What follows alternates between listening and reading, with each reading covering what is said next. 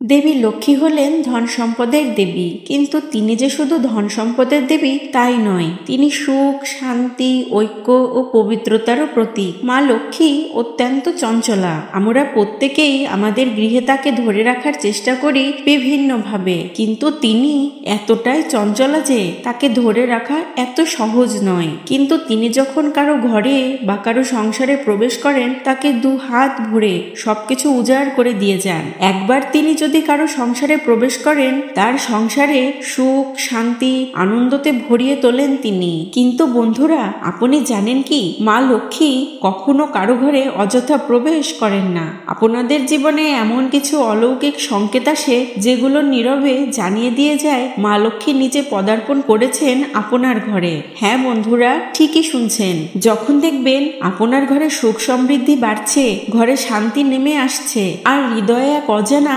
আনন্দের ঢেউ উঠেছে, তখন বুঝে নেবেন বন্ধুরা, মা লক্ষ্মী স্বয়ং আশীর্বাদ করেছেন আপনাদের। তিনি কেবল সেই ঘরেই আসেন যেই ঘরে সুখ, শান্তি, পবিত্রতা আর ভক্তি থাকে। কিন্তু এখন প্রশ্ন হলো, আপনারা কিভাবে বুঝবেন যে সত্যি মা লক্ষ্মী আপনার ঘরে প্রবেশ করেছেন?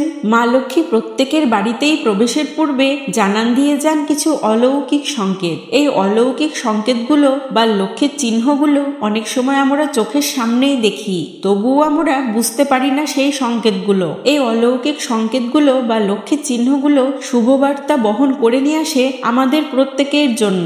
আজকের এই ভিডিওতে আপনারা জানতে পারবেন আপনার বাড়িতে মা লক্ষ্মীর আগমনের অদ্ভুত, অলৌকিক ও আশ্চর্য কিছু লক্ষণ, যা দেখলে আপনি বুঝতে পারবেন স্বয়ং মা লক্ষ্মী এখন আপনার ঘর আশীর্বাদে পূর্ণ করে তুলেছেন, আর শুরু হয়েছে আপনার সৌভাগ্যের দিন। তাই বন্ধুরা, আজকের এই ভিডিওটি অবশ্যই আপনারা শুরু থেকে শেষ পর্যন্ত ভক্তি ও শ্রদ্ধার সহিত মনোযোগ সহকারে শ্রবণ করবেন, আর মা লক্ষ্মী দেবীর নাম স্মরণ করবেন।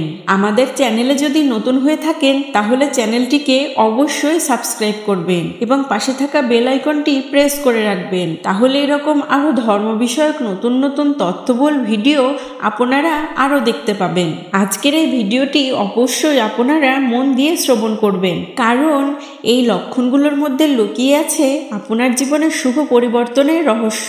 তাহলে চলুন বন্ধুরা, জেনে নেওয়া যাক আপনার বাড়িতে মা লক্ষ্মীর আগমনের 12টি অলৌকিক ও আশ্চর্য সংকেত। মা লক্ষ্মী আপনার বাড়িতে আগমনের প্রথম যে সংকেতটি আপনি দেখতে পাবেন তা হলো পেঁচা। পেঁচা হলো দেবী লক্ষ্মীর বাহন। নিশাচর এই প্রাণীতে চেপেই মাতা লক্ষ্মী সকলের বাড়িতে প্রবেশ করেন। তাই যদি আপনার বাড়িতে কখনো পেঁচা আসে, তাহলে বুঝবেন দেবী লক্ষ্মীর আগমন খুব তাড়াতাড়ি হতে চলেছে আপনার বাড়িতে। সেই সঙ্গে সূর্যাস্তের পর বা রাতে যদি আপনি কখনো পেঁচার আগমন দেখেন আপনার বাড়িতে, তাহলে বুঝবেন কোনো সুখবর আপনার জন্য অপেক্ষা করছে।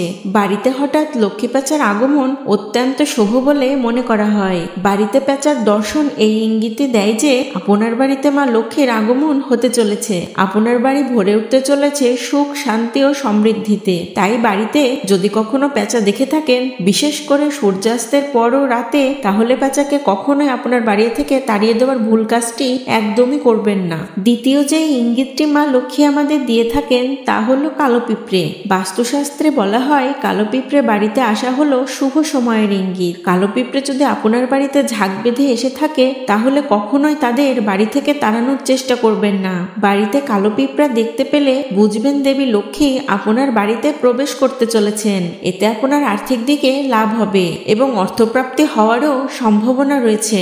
দেবী লক্ষ্মী যেহেতু ধন সম্পদের দেবী, তাই অর্থপ্রাপ্তি হওয়ার সম্ভাবনার সাথেও কালো পিঁপড়ের এবং মা লক্ষ্মীর বিশেষ সংযোগ রয়েছে বলে মনে করা হয় বাস্তুশাস্ত্রে। দ্বিতীয় যে সংকেতটি মা লক্ষ্মী আমাদের দিয়ে থাকেন সেটা হলো ঝাড়ু।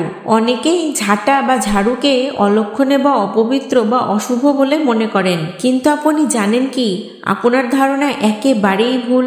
এই ভ্রান্ত ধারণা নিয়ে আমরা অনেকেই চলে থাকি, কিন্তু এটা অত্যন্ত ভুল ধারণা। ঝাঁটা বা ঝাড়ু মা লক্ষ্মীর অত্যন্ত প্রিয় বস্তু, কারণ ঝাড়ু গৃহের অন্দরের সমস্ত নোংরা ময়লা বাইরে বের করে দেয়। মাতা লক্ষ্মী অপরিচ্ছন্নতা একদমই পছন্দ করেন না। যারা লক্ষ্মী পুজোর ব্রত কথা পড়েছেন তারা হয়তো এটা অবশ্যই জানেন। ঝাড়ুকে দেবী লক্ষ্মীর রূপ বলেও মনে করা হয়। তাই যদি ঘুম থেকে উঠে বা যদি কোথায় যাওয়ার সময় আপনি যদি কাউকে ঝাড়ু দিতে দেখেন, তা অত্যন্ত শুভ। জানবেন এটা মা লক্ষ্মী দেবীর পাঠানো আপনার তৃতীয় সংকেত। আপনার বাড়িতে যদি কেউ কেউ কখনো না বলেই আপনাকে একটি ঝাড়ু দিয়ে থাকে, তাহলে সেটা অত্যন্ত শুভ হবে আপনার জন্য। এতে আপনার অর্থপ্রাপ্তি হওয়ার সম্ভাবনা রয়েছে। হঠাৎ কেউ আপনাকে কোনো শুভ খবর দিতে পারেন। চতুর্থ যে সংকেতটির কথা বলবো সেটি হলো শঙ্খ।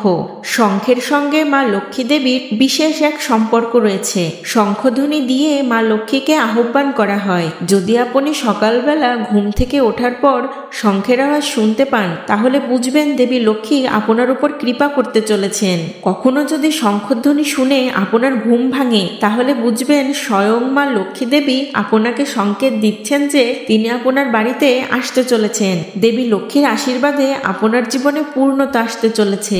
এছাড়াও বাড়িতে প্রতিদিন শঙ্খ বাজানো অত্যন্ত শুভ। বাড়িতে প্রতিদিন শঙ্খধ্বনি দিলে বাড়ি থেকে সমস্ত রকমের নেগেটিভ এনার্জি দূর হয় এবং বাড়িতে যদি অলক্ষ্মীর ছায়া লেগে থাকে, তাহলে বাড়ি থেকে সেই অলক্ষ্মীর ছায়াও দূর হয়ে যায় এবং বাড়িতে লক্ষ্মী দেবীর আগমনও ঘটে। মা লক্ষ্মী দেবীর পাঠানো পঞ্চম সংকেতটি হলো কড়ি।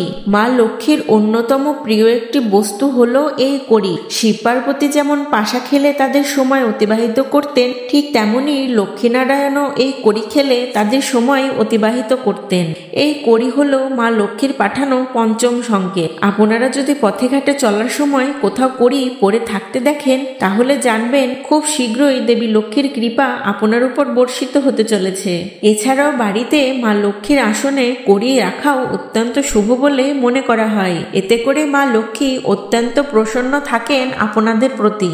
দেবী লক্ষ্মীর আপনার বাড়িতে আগমনের ষষ্ঠ সংকেত হচ্ছে সবুজ প্রকৃতি। হ্যাঁ বন্ধুরা, এই সবুজ প্রকৃতি মা লক্ষ্মীর আগমনের বার্তা বহন করে আমাদের প্রত্যেকের জন্য। এই বিষয়টি আপনারা হয়তো লক্ষ্য করলে বুঝতে পারবেন। আপনার বাড়ির আশেপাশের গাছপালা হঠাৎ করে শুকিয়ে গেলে জানবেন যে মা লক্ষ্মী আপনাদের উপর রুষ্ট হয়েছেন। যেহেতু তিনি অত্যন্ত চঞ্চলা, তাই তাকে সন্তুষ্ট রাখাও অত্যন্ত কঠিন একটি কাজ। কিন্তু এই নির্জীব মলিন প্রকৃতি যদি হঠাৎ করে পরিবর্তন হয়ে যায়, তথা প্রকৃতি যদি সবুজে শ্যামলে ভরে ওঠে, মৃতপ্রায় গাছটিও যদি তার প্রাণ ফিরে পায়, তাহলে বুঝবেন বন্ধুরা মাতা লক্ষ্মী দেবীর আগমন ঘটতে চলেছে আপনার গৃহে। এই বিষয়টি আপনারা আরো ভালোভাবে বুঝতে পারবেন আপনার বাড়িতে স্থাপন করা তুলসী গাছটি লক্ষ্য করলে। তুলসী গাছে মাতা লক্ষ্মী দেবীর বাস। সেই তুলসী গাছটি যদি হঠাৎ করে শুকিয়ে যায়, তাহলে কোনো সন্দেহ না রেখেই জানবেন গৃহছাড়া হচ্ছেন তিনি। আর যদি দেখেন তুলসী গাছটি অত্যন্ত সুন্দর পরিপুষ্ট হয়ে বেড়ে উঠছে, তাহলে জানবেন মাতা লক্ষ্মী দেবী আসছেন আপনার গৃহে। উপরন্তু তিনি অত্যন্ত প্রসন্ন আপনার প্রতি। তুলসী গাছে নতুন পাতা, তুলসী মঞ্জুরি এগুলোও মাতা লক্ষ্মী দেবীর আগমনের বার্তা বহন করে আপনার জন্য। প্রকৃতিও যেন তখন সাড়া দেয় দেবী লক্ষ্মীর আগমনের। দেবী লক্ষ্মীকে নিজ গৃহে ধরে রাখা ও তাকে সন্তুষ্ট রাখার জন্য বাড়িতে তুলসী সেবাও অত্যন্ত গুরুত্বপূর্ণ। তাই আপনারা যদি এখনো বাড়িতে তুলসী সেবা না করে থাকেন, আজ থেকে শুরু করে দিন তুলসী সেবা। এতে মা লক্ষ্মী দেবী অত্যন্ত প্রসন্ন থাকবেন আপনাদের উপর এবং গৃহে সুখ শান্তি ও সমৃদ্ধি বজায় থাকবে। মা লক্ষ্মী দেবীর আগমনের সপ্তম যে সংকেতটি আপনি পেয়ে থাকবেন তা হলো স্বপ্ন, অর্থাৎ স্বপ্নে দেবী দর্শন। যদি কোনো রাতে আপনি স্বপ্নে মা লক্ষ্মী, পদ্মফুল, দ্বীপের আলো বা সোনালী রং জাতীয় কিছু দেখতে পান, তাহলে সেটি হলো দেবীর আশীর্বাদের স্পষ্ট বার্তা আপনার জন্য। বিভিন্ন শাস্ত্রে বলা হয়েছে দেবী কখনো কখনো স্বপ্নের মাধ্যমেও নিজের উপস্থিতির জানান দেয়। যদি স্বপ্নে দেবী দর্শন করে সেই নিদ্রা যদি আপনার না ভেঙে যায়, তাহলে জানবেন আপনার স্বপ্ন সত্যি হতে চলেছে। মা লক্ষ্মীর আশীর্বাদ পেতে চলেছেন আপনি। আসতে চলেছেন তিনি আপনার গৃহে। আর যদি নিদ্রা ভেঙে যায় এবং পুনরায় নিদ্রা না আসে, তাহলে জানবেন আপনার স্বপ্ন বিফলে যাবে। অষ্টম সংকেতটি হলো ইক্ষু বা আখ। ইক্ষু বা আখ হলো শ্রী গণেশজির অত্যন্ত প্রিয়। আর গণেশজির প্রিয় বস্তুতে সন্তুষ্ট হন দেবী লক্ষ্মীও। আখের রস যদি গণেশজিকে অর্পণ করা হয়, তবে তিনি অত্যন্ত প্রসন্ন হন। আর যেখানে গণেশজি অবস্থান করেন, সেখানে মা লক্ষ্মীরও আগমন ঘটে। তাই আপনি যদি কোনো কাজে বাড়ির বাইরে যাচ্ছেন, এমন সময় যদি আপনার ইক্ষু দর্শন হয়, তবে এটিও একটি অত্যন্ত শুভ লক্ষণ আপনার জন্য। জানবেন এটা মা লক্ষ্মী দেবীরই পাঠানো তার আগমনের অষ্টম সংকেত। দেবী লক্ষ্মীর আগমনের নবম সংকেতটি হলো টিকটিকি। এমনটা বিশ্বাস করা হয় যে বাড়িতে একই জায়গায় একসাথে 3টি টিকটিকি দেখা একটি বিশেষ শুভ লক্ষণ। এটি মা দেবী লক্ষ্মীর আগমনের একটি বিশেষ বার্তা। জ্যোতিষ শাস্ত্র অনুসারে দীপাবলির দিনে তুলসী গাছের আশেপাশে যদি টিকটিকির দেখা পাওয়া যায় তা অত্যন্ত শুভ লক্ষণ বলে মনে করা হয়। একই সাথে তুলসী গাছের আশেপাশে একসাথে অনেক টিকটিকির উপস্থিতি একটি বিপরীত লক্ষণ, অর্থাৎ একসাথে অনেক টিকটিকির উপস্থিতি তুলসী গাছের আশেপাশে তা অশুভ লক্ষণ বলে মনে করা হয় জ্যোতিষশাস্ত্রে। দশম সংকেত, আমরা প্রত্যেকেই আমাদের গৃহে প্রতিদিন ধূপদীপ জ্বালিয়ে থাকি। ধূপদীপ জ্বালিয়ে, শঙ্খ বাজিয়ে, উলুধ্বনি দিয়ে দেবী লক্ষ্মীকে আহ্বান করে থাকি।